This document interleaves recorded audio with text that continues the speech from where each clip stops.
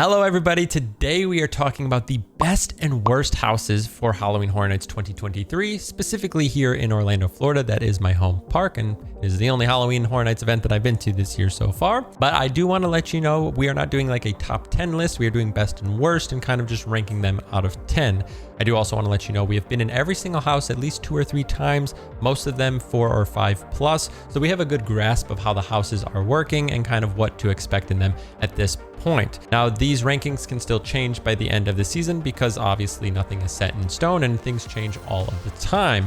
But with that said, I do want to let you know there might be a few spoilers. I'll try not to be too spoilery, I guess, if you will, but you just have to kind of be prepared that I might say some things that I see in the houses. And if you don't want to see that, maybe you might want to wait until you go to the event before you kind of hear that here. I would also like to ask, if you do enjoy today's video, please consider giving it a thumbs up. It is the best way to support the channel, and it is the freest thing that you could do is just watch the video and click that little thumbs up icon. Also, if you do want to see more Halloween Horror Nights content, feel free to subscribe to the channel. Now, with all of that out of the way, let's get started with the darkest deal. This house is a very strong contender for House of the Year for me at this point, and it is a 9.5 out of 10. This house has been so dang good. They do a very good job telling the story here, which again, going into the season, this was my 4th most anticipated house. And that's because I said, if they can tell the story, you get some music and everything's done well, this could be a very good house. It isn't a tent house, and I think that's hurting it a little bit because I'd like to see some grander scale kind of set pieces, and you kind of really can't do that inside of the tent houses. But with the space that they have, they are knocking it out of the park. The scare actors in there are super good. The masks in there are very good. They just, oh my, it's so good. I literally want to go in that house every single time I go to the event. And I'll actually just, little spoiler, I love every single house this year. I think they've done a very good job. But this house has a special place right now on this list. I think this is going to be a lot of people's top houses, or at least top 3. I just think it's so good. The first thing you do when you go into the house is the collector there is showing you that Pine Straw Spruce has signed that contract and has sold his soul to basically become this musician that's going to be now an all-star. And then as you are going through the house, you just start to see kind of the downfall of the situation. You see the rise of Pine Straw Spruce, but kind of the downfall of his sanity. And then by the end, you are basically dealing with these demons and seeing the other people that have been possessed. Such a good house. I really, really like it. The one thing that I think, again, is really striking out for this one is the size. But again, because it's in a tent house, I can't be like, well, because it's not in a soundstage, it can't be a 10 out of 10. It still can. There's a few small things. I wish there was a little bit more music in there as well, considering that's kind of the premise of this one. Either way, 9.5 out of 10. Really love to see it. I think this house might be a 10 out of 10 by the end of the season once they pick everything up and just like fine tune just a few small things. Coming in next would be Dr. Oddfellow's Twisted Origins. I was not excited for this house going in. I was like, yeah, I don't know enough about Dr. Oddfellow. It's like he's the icon, but not the icon, but it's like he's the icon. But at this point, I'm just like, I don't know. But going in, experiencing this house, and we'll call this the bonk house. I mean, it is bonk, bonk, bonk. I mean, all the sounds and stuff in there. It's so funny to just like hear all the sounds. They did such a good job with the sound design. I am giving this house an 8.5 out of 10. It is a very good house. I am pleasantly surprised with it. I think this could get up to a 9.5 by the end of the season this year. I'm just like a little confused on a few small pieces throughout the house. It does a pretty good job telling the story, but not the best that I've seen this year. And I would say if they can kind of capitalize a little bit more on the storytelling, it could like really take off. Obviously another tent house, so that sometimes is a little bit of a struggle there. But I would say this house for scares, really well done. Some of the most unique kind of people in there as far as like the hair and the costumes, everything like that. It's a funny house, kind of. I mean, it's a dark house, but like just, they're all laughing because it's kind of this circus thing. I don't know, very cool house. I was definitely pleasantly surprised with this one. So 8.5 out of 10. Really did like Dr. Oddfellow's Twisted Origins. Next up would be Chucky Ultimate Kill Count. And I don't know, I really wanted to like this house. I didn't put it very high on my list, but I thought it could have a lot of potential. I don't love what they did, like splitting the house. It is the Fast and Furious queue house this year, which means that you kind of like go through one house, then kind of go outside and go into the next house. And it was actually a smart way to do it. They basically tell you that you're in like this like Chucky house and blah, blah, blah. Then you go to the outside and there's a scare actor out there that's kind of like, hey, don't go in there. Like Chucky's really killing people. He took over. Like, please don't go in. who's ever out there, I've had a few people out there that have been like really like aggressive about it. Like, no, like don't go in, like you need to stop. And then others have been like, no, like don't do it. You know, you're like, be a little bit more active. And maybe it was the end of their shift, and I get it. But it's a cool design to like do that. But the first part of the house and the second part of the house feel like the same. Like I don't feel like the second portion's like gory and like, oh my gosh, like what is going on? And the first part was like, oh, like it's kind of a little bit more funny, and it's like we know it's this haunted house because that's kind of the premise of it. I think they needed to detach that more and be like, okay, well the first like part of the house is a little bit more jokey and like, yeah, there's kills and it's still scary, but like it's like, you know, maybe like they like talk, you know, pretend to get stabbed and like, haha, I like just got you or something to like show that it's really not a haunted house. And then the whole point is Chucky takes over in the second portion. But because they feel the exact same, you don't really feel that difference. And I think that's a little disjointed. I think they need to make it a little bit more fun in the first half and a little bit more gruesome in the second half. And then you would really elevate the house to feel like, oh no, like Chucky did take over. But either way, it's a 6.5 for me. I don't love it. And I think it could get better. There's still some good scares in there. So I'll give them that. And what they did with the doll, really, really cool. I'm excited to see what people think about like the way that they incorporated the doll. It's not just like shorter actors wearing like Chucky outfits. They implemented the doll very well done. So I like that they did that. But I do think they could still turn it around, and this could be a really good house. I don't know how you do that at this point in time. But maybe they can figure it out. Next up is The Exorcist Believer, and this is an 8.5 out of 10. And this could be a lot of people's like #1 house for the year. It is a disturbing house. I have never left a haunted house and just felt like weird and like that I need to like check back into reality. I left this one and I'm like, okay, I need to remember I'm in Universal Studios and I just went through a haunted house. It's like not real. Like, and you almost have to like come back a little bit. The smells in this house are horrible for people like Nicole. For me, I didn't like totally mind it. It was kind of gross, but not like to the point I was like, ugh, where like she got kind of sick from it and like just did not feel good. But she loves the house because it's just that disturbing and creepy. This is like the best advertisement I think you could do for a movie, but also being a haunted house. Super cool. I think they did a really good job. I think it's hard for me to give it a 10 because I am so disturbed. So like taking like me out of it, I would give this thing like a 9 or 9.5. Putting me back into it, I'm like 8.5 and I'll leave it there. Like it just creeps me out. So take my opinion with a little bit of a grain of salt. It is a fantastic house. I just don't like to feel that uncomfortable, and for that reason I kind of give it an 8.5. Also, the scares aren't amazing in there. They're good, and like the scare actors are good, but like there's not too many like jump scares that like really got me.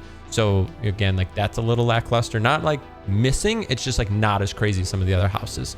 Let's go ahead and talk about YETI Campground Kills. This is a cool house. This one definitely is a surprise for me, and that's probably because I didn't do the first YETI house.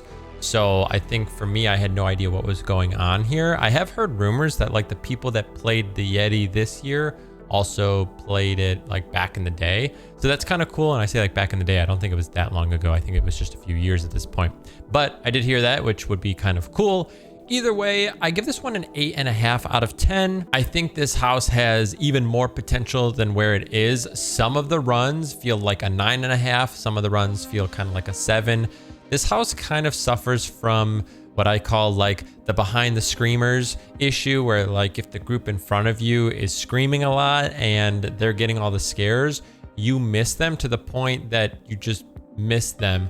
And to me, that's a little hard to kind of go through the houses in that situation, where like sometimes even if there's like the scream squad in front of you that's, you know, losing it and they're screaming and they are the ones that are getting scared, you can still get hit and like they do a good job scaring you and you feel pretty good about it. Where I feel like with YETI, if the group in front of you is getting hit, you're a lot of times not even going to get that scare because I think they take a little bit longer. But if you do get that hit, I feel like it's so predictable and how it's done, it kind of misses it a little bit. If you're the one that's getting scared in there, this house is like a 9.5. Either way, love this one, 8.5 out of 10. This could definitely get to like a 9, 9.5. And I think it already is there when you get those scares. It's just, again, a timing thing I think is a little off with this one, just because like either you're getting it or you're not, and that could kind of make or break. And again, I say that in the sense that other houses you can get hit and still have a good run if the group in front of you is the ones that's like getting all the scares. Next, let's talk Dueling Dragons. I had this one rated number 2 before the start of the season, and it's an 8.5 out of 10 for me. The set is awesome. I like that they have like the big dragon heads. The one thing I wish though is there's a lot of the warlocks in there, and it's basically like a fire warlock and an ice warlock, and there's like some trolls and maybe like, I don't know, like goblins or something. I don't really know what's all in there. There's a few other things outside of just the warlocks, mostly warlocks though. Their outfits are super cool. They use like some lighting effects that I've never seen before, and I haven't seen them in previous videos in the HHNs that I haven't gone to in the past. So I think this is like a brand new kind of like tech that they're trying out this year, and that's pretty cool. But it's so many of these warlocks. I think I wish they would have almost put like some like puppet heads in there and kind of like tried to use the dragon heads a little bit more, because I mean it's Dueling Dragons at the end of the day, and I get it. It's hard to work with. You know, the logistics of using real dragons probably doesn't work super well, but I would say overall I just wish that we had a little bit more dragon and a little less warlock. I do like that you get to choose your fate at the end, which is always fun, and you potentially can see Merlin, which is a lot of fun as well. So I think they do a good job with the story and kind of incorporating kind of a new story, if you will, into the whole Dueling Dragons idea and what they created there. So I think they really knocked it out of the park as far as like delivering. For me personally, like the scares aren't super crazy either. A lot more like battling in there, which is kind of fun. You can definitely tell when you're going into like a blizz room versus like a fire room, and you can kind of see those differences, and it's cool that they have like their specific rooms. There's like a room where like they're frozen, and as you walk by, they kind of freak out and come out at you, and it's fun. Very wide area in there too. Like the rooms are very large as you walk through them, so I think they did a really good job there. And I just think overall it is a very good house. I could still see this house being as well like a 9.5. I don't know without the puppets if it would get to a 10 for me, just because I want to see the dragons, and they do have like 2 dragon heads, but I want more dragons. It's called Dueling Dragons. I want to see the dragons. The dueling part is definitely in there. You can see them, and it is a lot of fun. Some decent scares as well. Not the top scares that I saw at the event so far, but overall, I think it's going to probably sit right there at about 8.5 to 9 by the end of the season, which I feel like a lot of people put this pretty low if you didn't know Dueling Dragons, and I think they're still going to rank it pretty high just because I think it is a really well done house. It's going to be really hard to do a top 10 at the end of the season, by the way, because like some real heavy hitters this year that are like delivering early, which means it's only going to get better. Next up is Blood Moon Dark Offerings. This house also is just like a banger. It is a 9 out of 10 for me. The set in there might be the best yet. Between this and Stranger Things, just a little like spoiler, I think Stranger Things also does a really good job, but like Blood Moon has like such good set work in there. You feel transported into this colonial town. You see these like cultists, and like they use scare actors in places that aren't trying to scare you. They're just telling the story, but it's so good. The one thing they need to do is the scare actors. It's gotten better, but they lean a lot, and they kind of are like preemptive. There's a lot of what I call like those Michael Myers scares, where there's a lot of like Michael Myers there, and then one of them or 2 of them jump out at you. They do that a lot in this house, where because they're all cultists, they're all like dressed the same, so the set pieces are different, but the scare actors kind of look the same as you're kind of going through, as they're like sitting there with like their hoods up or like their faces or whatever it is, and you can't really tell like who's real, who's not. They're moving a lot, or they were like early on. They've gotten better with it for sure, but if they could kind of figure that out and they don't move as much, I think this house is going to be a 10 out of 10, like for sure. And I think a lot of people are going to rank this one really high on their list. It was almost like undersold and then like over delivering like crazy right now. This is a very good house. But I will also say the scare actors in there know how to scare. It's just like that preemptive movement. I think they just have to get used to it, but they seem like they're seasoned scare actors in there. Like I think they really know how to get close and maneuver themselves. Like they just seem like they know what they're doing. I just think it's so early on, and they kind of have to get back into like that scare season, that they kind of have to learn to like really be still and just like play that kind of like puppet role. Just like, okay, I'm not going to move at all, and then I'm going to come out and get you, at the last second, and really figuring that out. But the first few times it's like they were like leaning and moving, and you're like, well, I know you're the one because you're moving, but they've gotten better with it, and I think it's only going to get better from here. I don't know, this one is like probably the strongest starting point out of all of the houses, or maybe Darkest Deal. I don't know, both of these houses are starting so high already. These are going to be some contenders this year. Next up is Stranger Things 4, and I'm giving it a 9 out of 10. And I think they do a very good job with the story in this one. As you go through the house, you are seeing the story of Stranger Things season 4. You're seeing Vecna's, you're seeing everything kind of come to life. I think they delivered on the story aspect. The scares aren't crazy, but I will say there are so many areas I think they're going to add scare actors at some point, or just switch them up, you know, as like the night goes on. Maybe it's like, hey, go to like this point instead of this point, or whatever it might be. Because there's areas where like there's so much set, but like you could navigate behind it and scare people there, but they're not doing it right now. And I think they fill those at some point. I think they're gonna maneuver it by the end of the season, and then this house gets even better. There's a few small things I wish they would have changed in there, but overall, I think they did a really good job. It feels a little shorter than I think I would have liked as well, but overall, I think they delivered on it. I think it's a fun house. I think if you are a Stranger Things fan, you will love it. There is one scene that is unforgettable this year, and that is you are like walking through a room, and if you look up, you can see the scene where like they're going through the upside down in like the trailer or whatever, and like the bed sheet is kind of like their portal, and they're kind of like climbing, and if you look up, you see like both sides. Very, very cool effect there, and I know it's just like putting things on the roof, but it's cool. It's awesome. That is really well done. There is a scene where Eddie and Dustin are like rocking out and fighting off the Demobats. I wish he was jamming there, but I'm sure there's probably something with Metallica there, so I get why maybe it didn't happen. But the Dustin actors that they used there all look just like Dustin, and I'm waiting for like Gaten, I think is his name, to just like take off everything and be like, hey, it's me, because they all look super good. So whoever they are, like, props to you guys. You guys are like nailing that role. It looks so good. But yeah, I really like this one. 9 out of 10. Not the scariest house by any means, but I actually think it'll pick it up kind of like later in the season, just because I see kind of the set pieces there. Next up is The Last of Us. And I will say right away, like initial review would have been like a 9 to a 9.5 out of 10, because it was really well done. Probably like a 9, I will say. The second run through was like a 6 out of 10. And the reason why, and I have to explain this, you don't really follow Joel and Ellie like you should, I think. I think you should be following them more. I think you should see more Joel and Ellie's around. And I don't remember how many times I feel like we see them. I feel like we saw them like maybe once or twice, and like not often together, I almost feel like, unless I'm wrong, but I don't think you see them very often. And I watched Hollywood's walkthrough, and I was like, wait, there's like tons of Joel and Ellie's. Like, why aren't they doing that in the Orlando one? Either way, I just wish there was more Joel and Ellie. And then on top of that, I would say that the clickers the first time we went through were so good looking, and the second time we went through, they were like missing, and like the ones after that, I didn't see as many clickers, and I was like, where did all the masks go?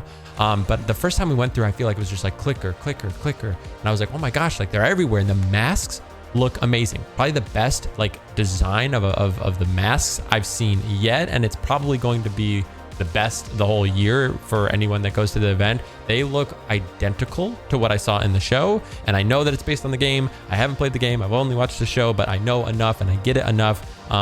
They look so good. It literally looks like Hollywood level masks on there, and they did so good. There's one of like the bloater things or whatever.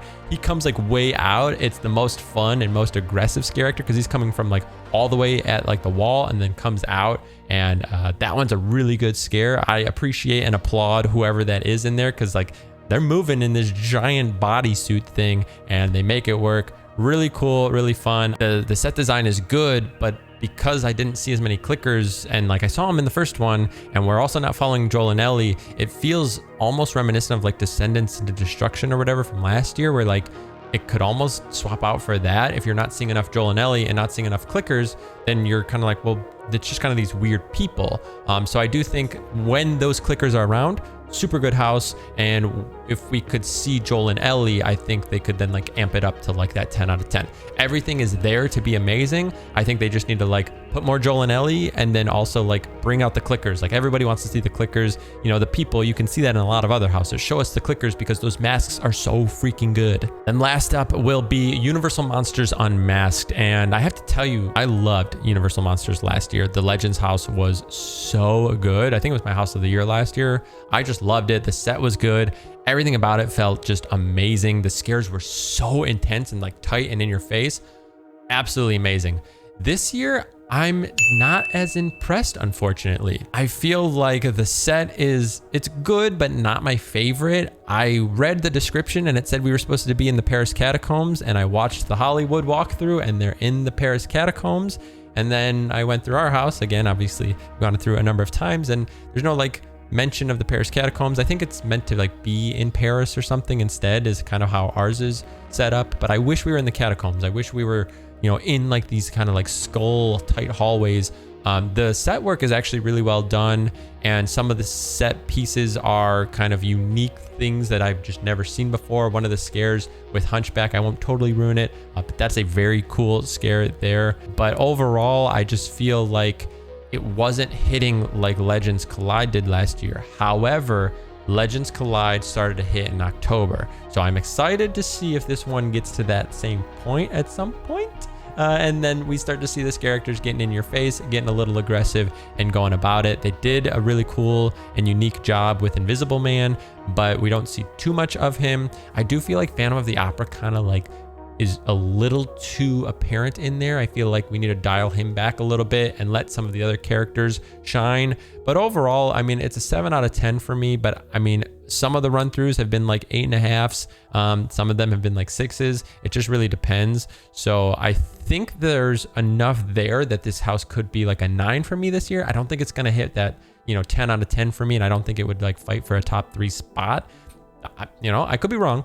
But I do think this one, it's at a good point. I just don't know if they can get to that level, in my opinion. The scares are still pretty good when they do hit. Like I said, I wish we saw a little bit more representation from some of the other characters. And they did that last year with the less Universal monsters. Like, nothing is off the table at this point. These houses are by no means stuck at these ratings. I think they could definitely change. So either way, Universal monsters, 7 out of 10. Now, really quickly, I just want to give some honorable mentions before we close out the video here. But there are 3 kind of little categories, and the first would be the most disturbing house and just like the darkest house, and I think you already know, and that would go to The Exorcist. That house, as I already mentioned, so disturbing. It was weird, and I've heard people like, oh, that house is no good. Just say what you want about it. I don't care. Have your own opinions. That house disturbed me. Like I said, I've never left a house and just felt like uncomfortable. And that house did it. So props to Universal for having the most disturbing house this year, going to Exorcist, in my opinion. And again, I think they literally have the best trailer in this house. Like, you don't even need to watch the trailer. You can just go through the haunted house and get like the best experience ever. Next would be the like most visually appealing house this year. I would say it is kind of a toss up between Blood Moon and Dueling Dragons, but I think I've got to give it to Blood Moon, weirdly enough. As much as I love Dueling Dragons, I think Blood Moon, you feel transported. When you go into the house, you feel like you've transported into this colonial town. You feel good about it, and you're like, I am transported. We are here. We are in it, and we are knee deep in it at that point. I think they did such a good job transporting you in there. So for like visually appealing and just like the looks of it, I think I'm going with Blood Moon Dark Offerings. Dueling Dragon is very close, but I think Blood Moon definitely takes the cake here. So for visually, aesthetically pleasing house where they just nailed it, I guess I shouldn't say like aesthetically pleasing because it's dark and crazy in there. Just looks the best, if you will. It's just, I don't know, very cool set design. Good job, Universal, for that one so far. And I don't know if sets will change throughout the year. I think that's pretty set in stone, so I don't think any of these will change too much by the end of the year, but I guess we could see if things change at some point. But either way, so far, that's what I'm finding with that one. And then the final one would be the best story, and it's really a toss-up here between either Stranger Things 4 or The Darkest Deal. And at first I was like, I think I just have to give it to Stranger Things. Obviously I love Stranger Things, and maybe you feel I'm being biased towards it. But I do think that Stranger Things overall is kind of retelling a story and bringing you through the story. And in a sense, you know, you're still telling a story there. But when it comes to Darkest Deal, I think they are telling you a new story, and I think they do a really good job. So I think for the best story this year, it would have to go to Darkest Deal, weirdly enough. I think they do a great job start to finish in that house. You get to watch Pine Straw Spruce has signed the contract with the Collector. You start to see the downfall of his sanity, almost like we were talking about. And by the end, it's like, you know, he's dragged into like this world with these like demons, and you know, you watch it just kind of evolve and everything's kind of happening there. And it just, I think they did such a good job. And I really have to just like applaud Universal, because so many people had this low on their list going in. And I bet you a lot of people have put this in their top 5, at least, probably top 3, I would think. If you like having good scares, you like a good story, and just like everything about it, I think this house is doing really well. I genuinely feel like between Darkest Deal and Blood Moon, I almost feel like these two could be people's like 1 and 2, depending, and they are original houses. So as good as the IP houses are this year, and they are not bad at all, they are so good. And I'm talking up these two right now a lot, Blood Moon and Darkest Deal. Just understand, like, the houses are so good this year. They are hitting hard, and I think just like there's so much competition, I genuinely have just no idea what I'm gonna do for a top 10 at the end of the year. I have no idea. They're so good, and I think every house, when they're hitting and you get the scare actors and you see things adapt and change, any of these houses could be the best house. And I don't know, I'm really excited to see what happens over the next few weeks, and you know, kind of getting into then October and seeing where things are at that point, because it's going to be a crazy year. Very excited for it. But either way, those are the best and worst houses. And again, I don't think there is a worst house. I would just say probably Chucky is my least favorite house. But some people are really liking that one. Just because I don't feel that I like it as much doesn't mean that it's necessarily, you know, the lowest for you. Obviously, you're going to have to go through the house and go through it multiple times to really gauge whether or not you enjoy it, or, you know, what you feel about it. But at the end of the day, I think every single house is so good. I will go through every single house here multiple times still. There's not a single house that I'm like, yeah, I just don't have any interest in it. Every single one I would go through. Maybe Exorcist, just because of the disturbing factor. Maybe I would like hold off on that some nights, just because if I'm like, yeah, I don't want to be disturbed tonight, maybe I'd pass on that one. But overall, they are so good this year. This is a heck of a year, and I hope that you guys get to experience it if you have not yet. Or if you have experienced it, let me know your ratings below. If you feel that my ratings are a little off, maybe you're like, there's no way this is that high of a rating, and maybe you're like, this thing is way undervalued, let me know. I feel like these are just my opinions on it, but so far, this has to be like the strongest starting point that we have seen at Halloween Horror Nights. Either way, thank you for hanging out with me today. Hopefully you guys enjoyed it. We will be back at the park soon enough. Take care.